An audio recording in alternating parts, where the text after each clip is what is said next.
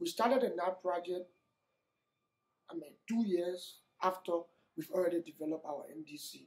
So basically, in the implementation of the NAP project, we had an opportunity to review our NDC targets to ensure that, because those targets developing the NDC were those targets that speak to our development priorities and our climate change commitments.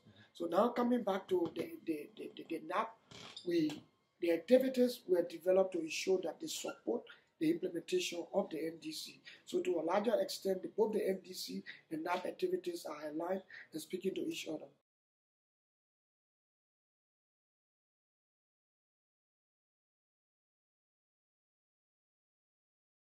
As part of our NAP implementation initiatives, we've done a lot of risk-based assessments. We've done a lot of vulnerability and risk assessment.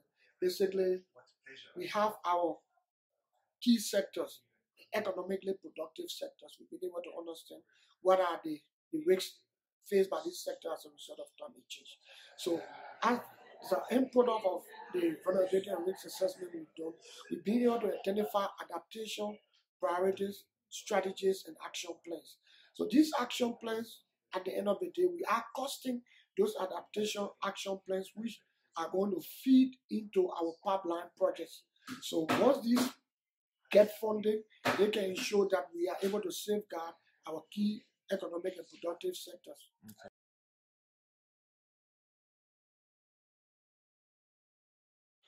Well, we started to implement the NAP just at about a time where we've developed our decentralization policy, to ensure that at the subnational level there are structures put in place to support development planning.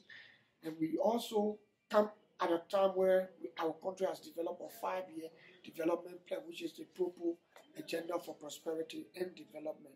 So within the scope of our NAP project, we've worked with institutions at the national level, as well as the extension services they hold across the different subnational entities. So we've been working with these players, particularly in the agriculture, forestry, and fisheries sector. And they've been a part of all of the consultations, they've been a part of all of the studies, they've been a part of the multidisciplinary integrated assessment team we've developed. So at the end of the day, their perspective, their ideas, their priorities are going to feed into our overall NAP strategy and action plans.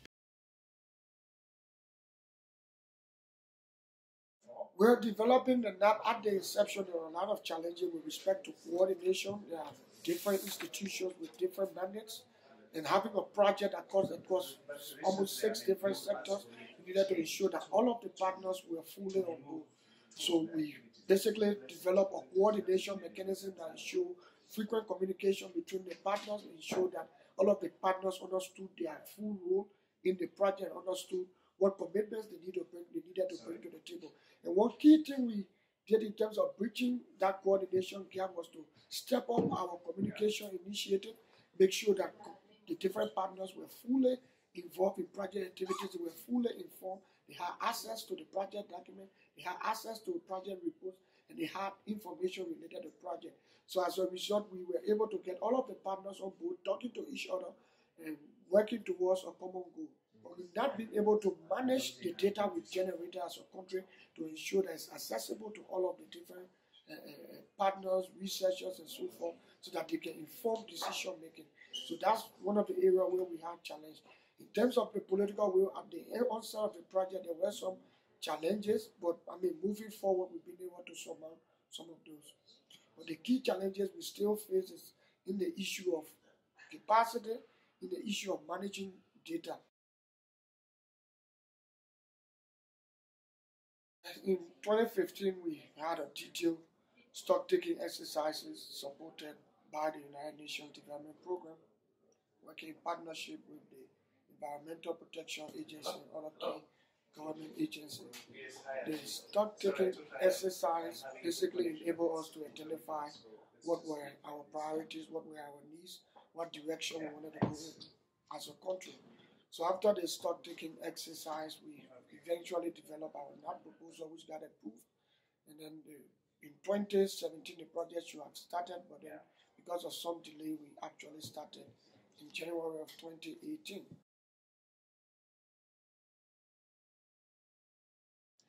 upon the commencement of the project, one major trigger we were able to put on is to develop a national climate change policy and response strategy, which clearly articulates Liberia's direction and approach to addressing the issue of climate change, inclusive of adaptation. So once we got that achieved, we also realized that as a country, we were lagging behind the ratification of the Paris Agreement. So we made intensive move to work along with political actors and different stakeholders in the country, was able to ratify the Paris Agreement. Onward, we've invested a lot of time in building capacity in terms of getting the evidence base to support climate change adaptation. We realized that gender was important in whatever we wanted to achieve in terms of our climate change adaptation goals. So we conducted a detailed impact assessment of looking at how climate change impact gender in different ways. That enabled us to get different groups involved into the consultation and dialogue. We were able to analyze the differentiated impacts of climate change on different sectors. We also realized that the agriculture, forestry, fisheries, and coastal sector were key to the economic growth of Liberia, and as such, projections indicated that those sectors are susceptible to a lot of climate change impacts. So what we did was we launched some key vulnerability and risk assessment of those sectors to be able to identify how climate change might impact them. By so doing, we hope to strengthen the capacity of those sectors and increase their resilience so that they can remain economically viable and support the long-term development goals of Liberia.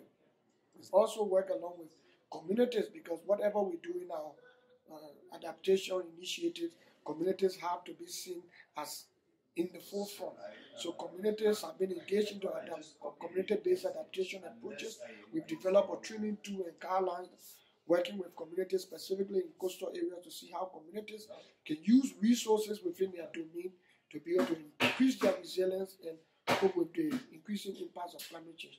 On another note, we find that the private sector and the academia are key stakeholders without who support our adaptation initiatives will be futile. So we've done a lot in working with private sector and the academia, both in terms of capacity building to identify ways in which they can support adaptation initiatives.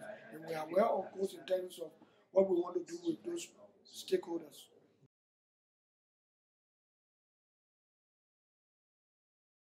Starting on that project, first and foremost, you need the political support. You need the high-level policy makers to be involved at the very inception. Because once you have their back-in, at the end of the day, whatever products are going to be generated from the project, they are going to be involved by some measure. And so getting the support for rolling them out, you're not going to find much problem.